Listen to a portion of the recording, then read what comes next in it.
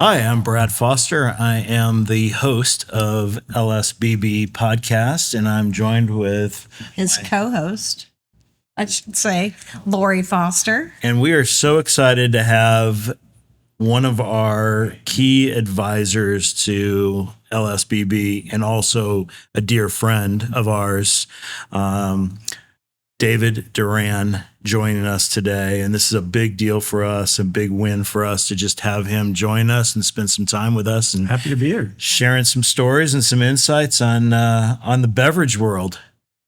Yeah, so kind of we'll start off by how did your journey start? How did you get into, I would just say, call it the beverage side of HEB and the industry, and what piqued your interest? A lot of people don't know that you actually started the beverage category at HEB. The alcohol beverage category. Alcohol beverage category.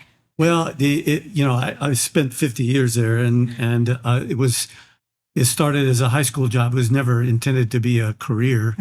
So as a high school job, when I started in 1973, we were not selling alcohol. So the store I was at did not have alcohol, and it happened sometime that year where Charles Butt, chairman of the company, took control of the company at the time. That they had two CEOs, him and his older brother, and Charles had always wanted to be much more progressive, really wanting to push the company. Essentially, he had visions of the company becoming everything that you see today. So, and part of that he knew had to have alcohol because competitive situation had alcohol. Right. And he made the decision, his father made the decision that Charles was going to run the company. So we ended up having only one CEO, and that was it. And we brought beer on, and it was an adventure. People, responded pretty well to it. There was a contingent of people that knew the family that really liked the fact that they were small and conservative and had strong Christian values. And they, the reason that they started was to give back and serve.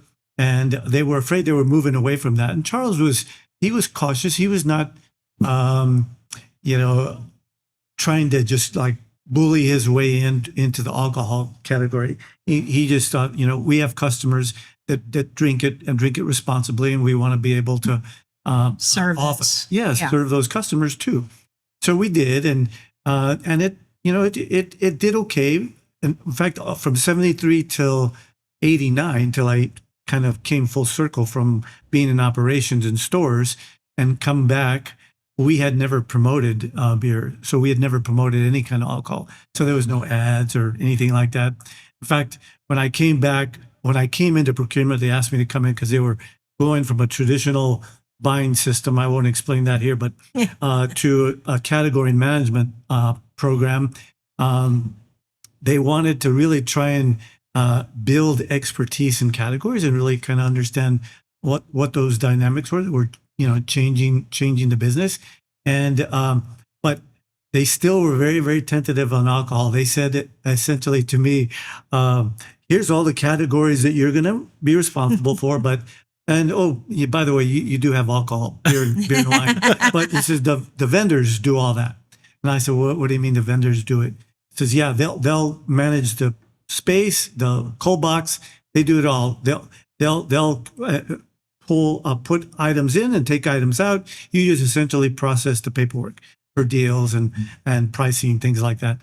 I thought that was so unusual because everything else you guys came managed. to me. Yes, we were the guys in control. And I thought that doesn't feel like what was described to me as category management. How are you going to do that? So I did that for a year just to try and understand kind of how they were operating, what they were doing. And then I said, no, I'm gonna pull that back. I'm gonna change it. And so then we started to take more control of what was going on in our sets. And I still used category captains. I identified. So before the time period that you've been involved, which use category captains. I started that, in the early 90s. And it was really what I was charging these guys to do is really help me understand how the category behaved, what were the dynamics that were going to be in play. And it was nowhere near as competitive from a price perspective as it is today, with some of the new players. In fact, the margins were high back then. It was easy. No Walmart. No Walmart, no Total Wine. Yeah. I mean, it was a different space altogether. Yeah. And but so it progressed, and I think that we there was a time there that the business was probably around in the early 90s about $4 million a year in beer. Now it's like $1 billion. So it a lot has changed over that period of time. And I in 1995 had the opportunity to essentially pitch to the company, what my strategy was going to be with alcohol. Where did I want to take it? And so I decided on completely altering the course, really kind of changing the game. So going from essentially inline grocery set, like all traditional grocery stores did, to a full department. And so I was going to present to all of the senior leadership team, and essentially you present kind of what your strategy is, and usually there's an ask at the end of it. I want this or I want that to carry out my strategy. So I shared my presentation with with people that I reported to, and they thought it was a bad idea to present it because they said, it's a big investment in retail square footage, and there's just no way we're going to cut back all these other departments to give it to alcohol. Give it to alcohol. We're just not ready to do anything like that. And so he said, you don't waste your time. You got an audience, captive audience. You might as well, get something for it. Yeah. And I said, well, no, I'm gonna do it anyway. And they said, okay, all right, it's your call. So I went ahead and did it. And like I said, we were at the altogether probably $6 or $7 million for the category for the business at the time. Yeah. And I told them there was 3 brand new stores on the horizon that I could see. And I said, I want 3 stores. I pitched the whole idea, and that was, the departments standalone. I pitched wine stewards, wine managers with expertise, floor merchandising, all this different stuff. So, and I wanted to wow them, and I hired an architect friend of mine to actually lay it all out so it would look so very they could professional. see it. Yeah, So they could visualize it. And then I charted the path of what it would look like if we kept adding stores exponentially. And I said, in 10 years, we could get to $100 million in sales. And this is what the gross profit would be. So at the end of it, they clapped and said, it was a great presentation with a big goal. And they really liked that. But no way, they weren't going to give me the space because it was I was told it was too big of a real estate investment, and but they didn't anticipate, and I didn't see him.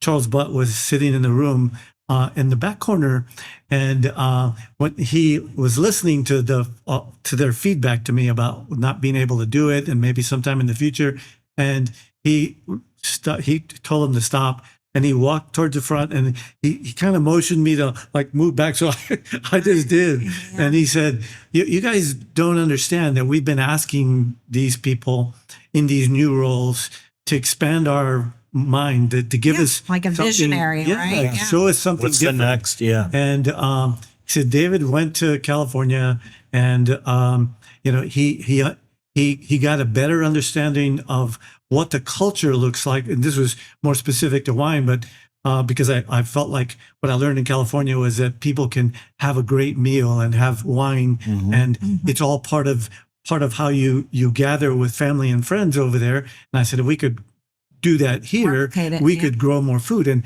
I was arguing not just to sell more alcohol for my scorecard. I was arguing to sell more food and more experience with people and friends. And so he shared that, and he said, give him the 3 stores, give him what he wants.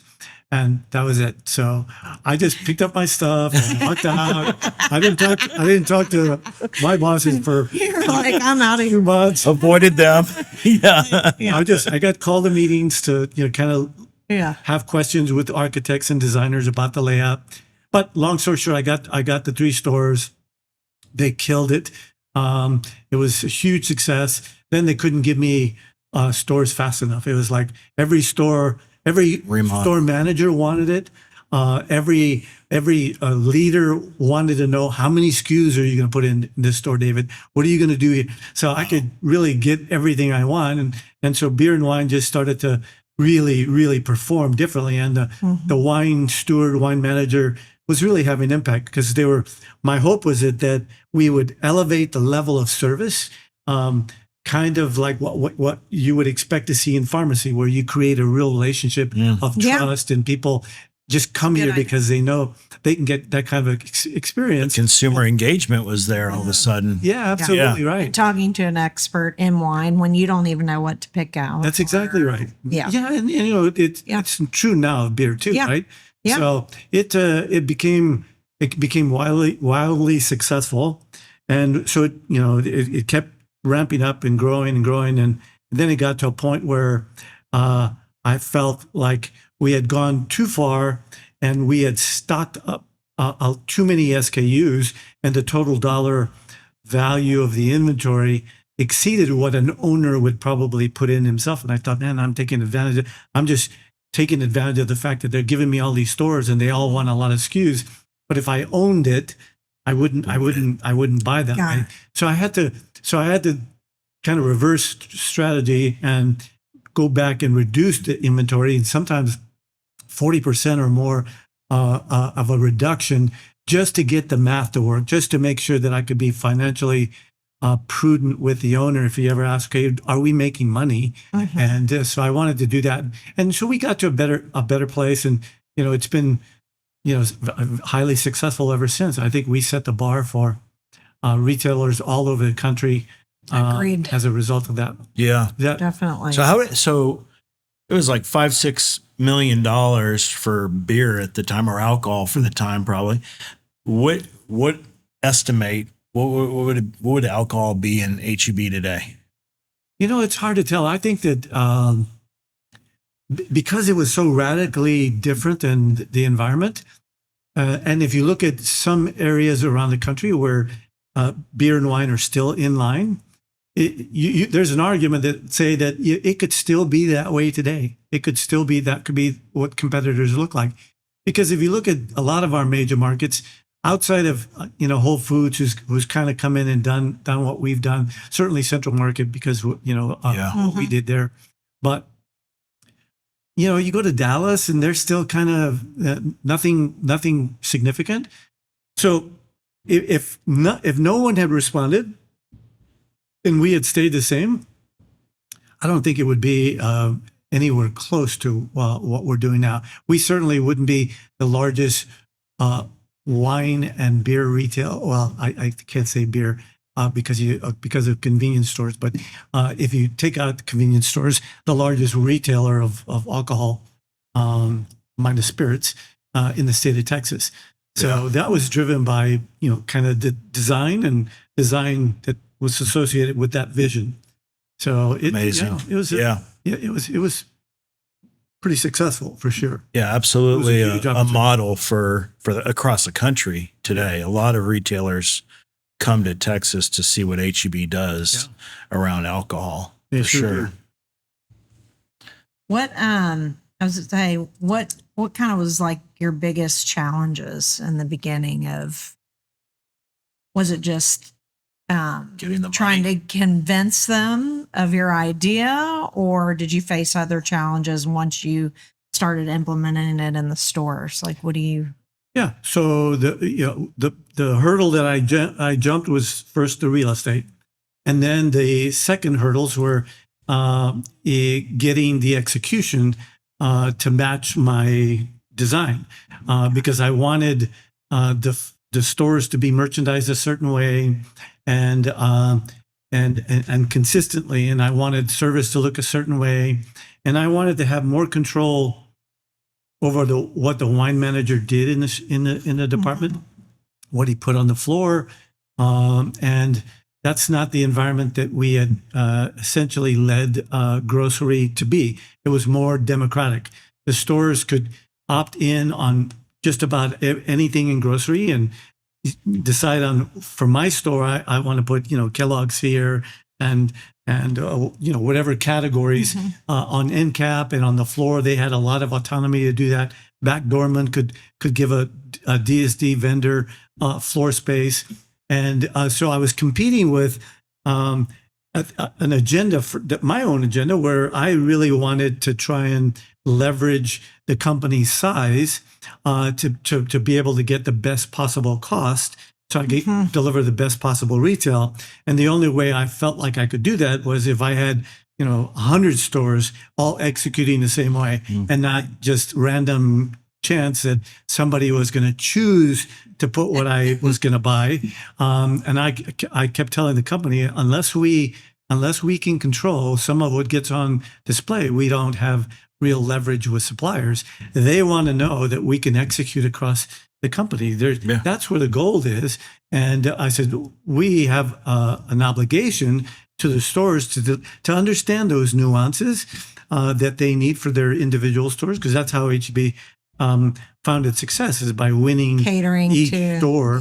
right. Yeah, exactly. And so trying to get them to trust that we were going to make the right decisions, that we knew what we were doing, and that we could make decisions that the wine managers could live with. Because I had wine managers who now believed that they knew everything about wine. They could pick, they could pick better than I could. Yeah. And so I had to pull them back and understand, you're right about that, but that's not what we're doing here. We're trying to take care of the broad customer. This is, if you're into fine wine or you're drinking nothing but craft beer, that's what you're going to sell. That's what you like. That's where the fun is. Right. But the reality, the mass of those customers is buying, premium Bud Light, Michelob Ultra, and or the big volume wines. And so you have to be smart about how you go about it. And there's a lot of, as you know, there's not a lot of margin in those commodity things. So you got to be able to adjust your strategy and make sure that you're managing both things, because we are trying to serve all customers, and but we're also trying to grow the business profitably. So there's a balance there for sure. There's a balance, yeah. And so that was the biggest challenge over the years, is trying to convince operators that, I know it's a democracy, but we're in this business, we're trying to do something really different. Yeah. And so it's not going to behave that way. It's not going to feel that way, but just trust the process and it'll work. And it did. It got us further faster than we would have had we just kind of waited. Every supplier around the world got woken up to, if you want to execute and get big volume, you go to HEB. They're brand builders. They'll figure it out. Yeah. How did the vendors first respond when you? Yeah, because you talked about you talked about when you got into the role that they kind of ran it. So then when you pulled it back, what was that? What did that response look like? It was not friendly. They knew that the positions had a lot more influence, and that we were going to be able to wield a lot more decision making than they were ever used to.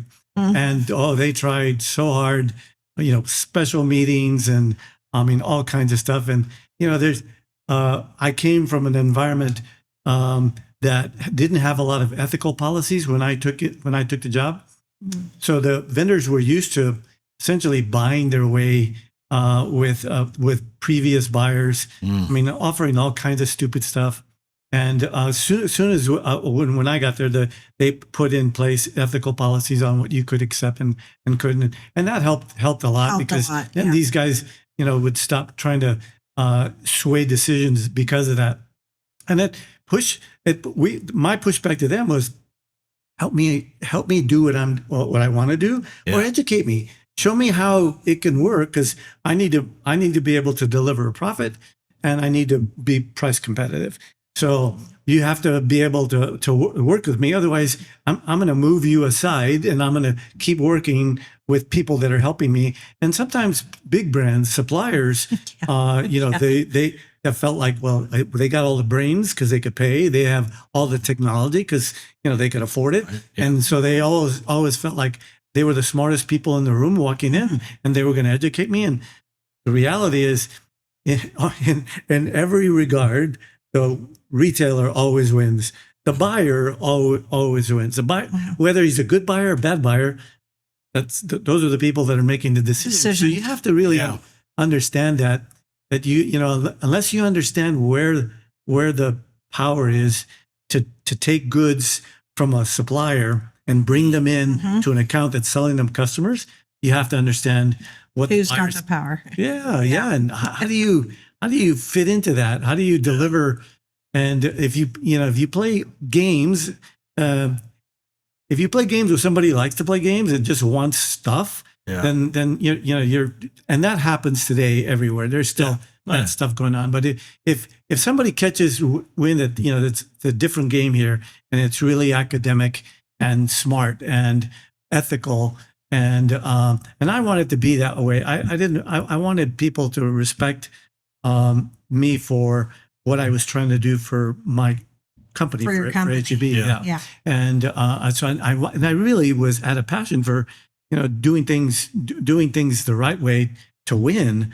I mean, I wanted to win, and I didn't just want to win for myself. I wanted the company to win, and I was fortunate that I came from a company whose culture was a lot of your same values, raised on win. Christian values, absolutely. Being honest. That's exactly kind of thing. Exactly right. Yeah. So yeah, you kind of answered this. That was going to be my next question. Was kind of like how do retailers like HEB view the relationship with suppliers and distributors differently than suppliers view them?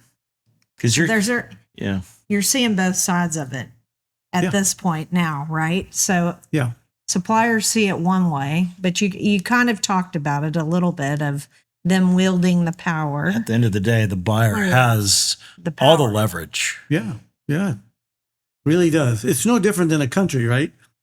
A country that wants to import things, they want to import at their price. They want to be able to buy goods and services the way because they're the buyer. They have a bunch of buyers, right? And that's the same way going into a retailer. You have to recognize that they're in control of all these buyers.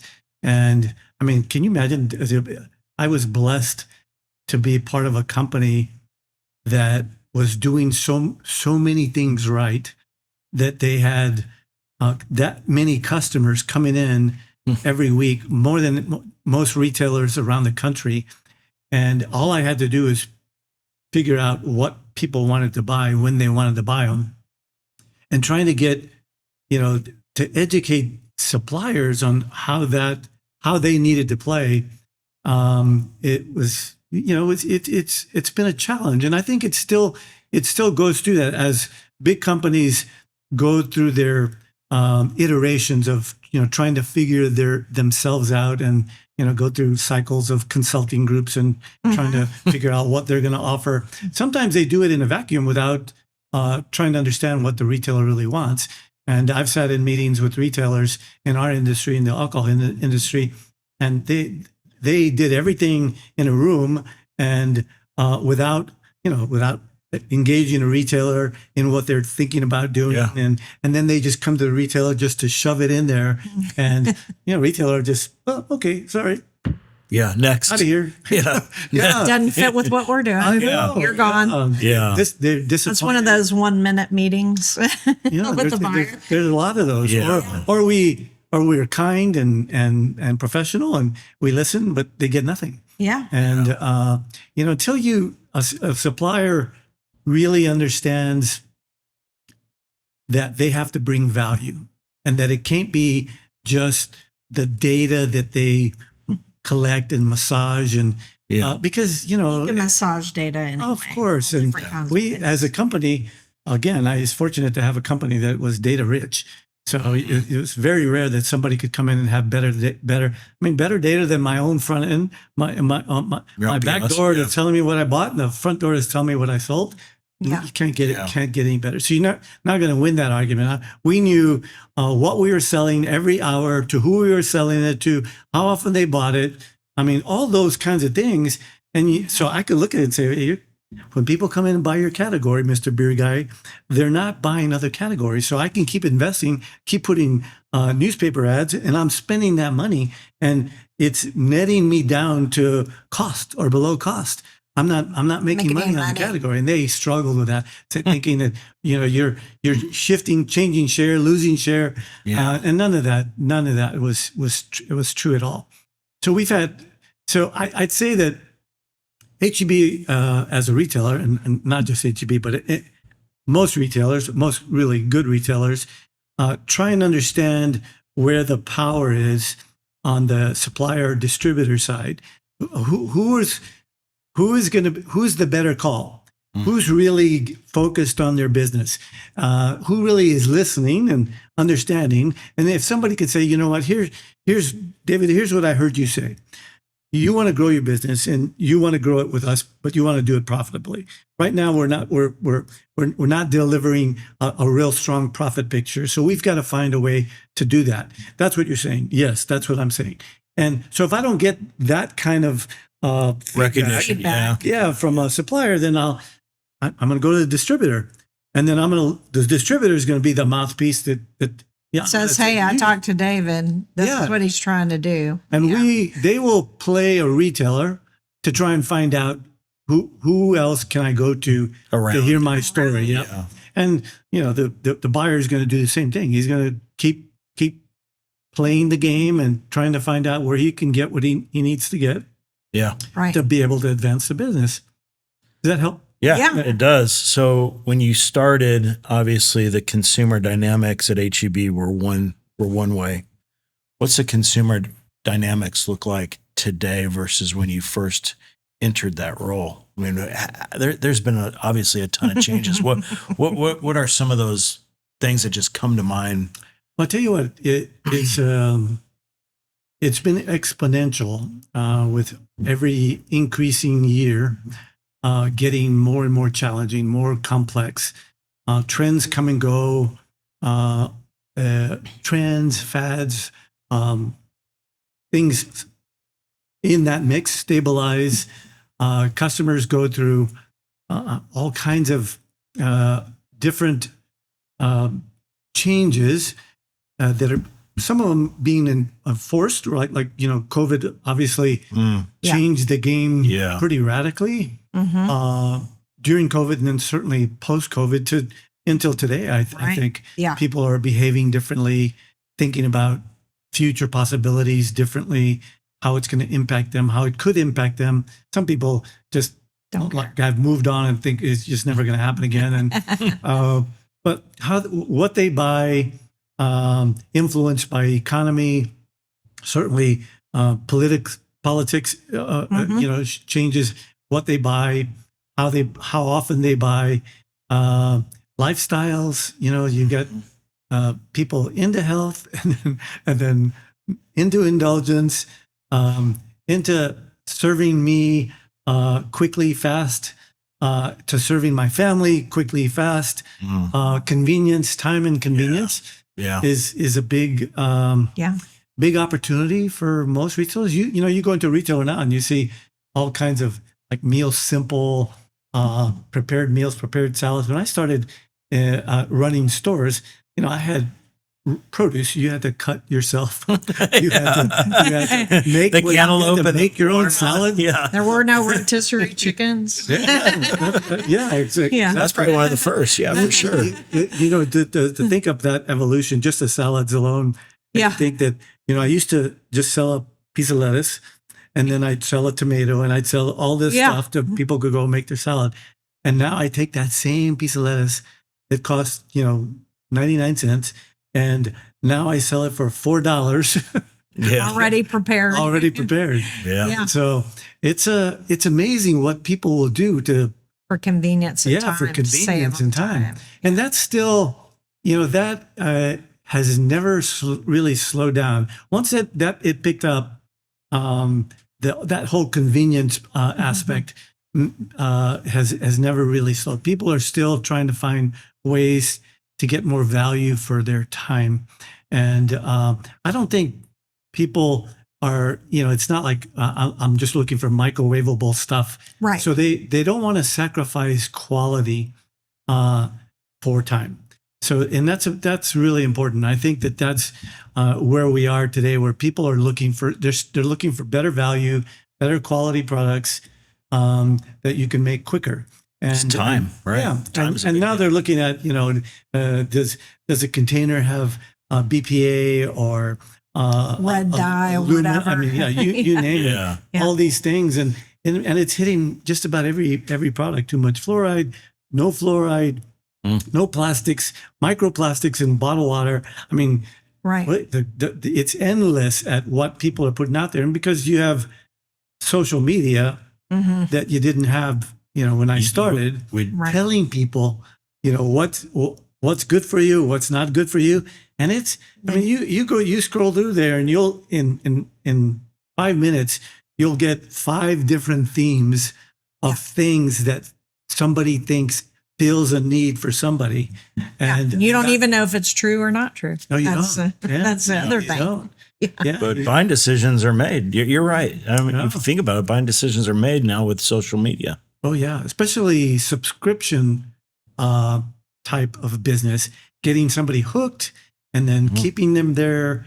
So it's a very interesting dynamic today. And then you throw in curbside, which is a very different type of shopping, and it's really grown. I mean, the amount of people that use the service and pay extra for it, but they're willing to pay extra because convenience, Saves them right? time. Yeah, It's yeah. all about I time. don't want to have to go into the store. I think any retailer would prefer to have the customer walk in the store because we have the opportunity to sell them more things. Other thing. And we haven't, the technology in most curbside or pickup hasn't advanced to the point where you can influence additional things. You can substitute, but they say, hey, you know what? We noticed you buying Here's meat, this. How about this? How about would you like this or this? This wine pairs well with what you've bought so far. So it's pretty interesting in that regard. And you think about AI, and AI has the capability today Sure does. of doing all of that. So I think if I was here doing the podcast a year from now, 2 years from now, it's going to be a very, very different retail experience. So you see a lot of those things change. I think the convenience aspect and the pressure to be able to figure that out is going to continue. That race will continue to offer that convenience, coupled with trying to deliver still a satisfying experience. HEB has always been successful because we over deliver on the retail format, what the experience you have in the stores. Our people are friendly and service is fantastic. And so you feel good being there, and pricing wise, we've never given price to anyone. I keep saying we because it's 50 years. 50 years old. Separate that. Yeah. It's still who I am. But yeah, so it's a long way to answer your question, but there's a lot going on in that environment.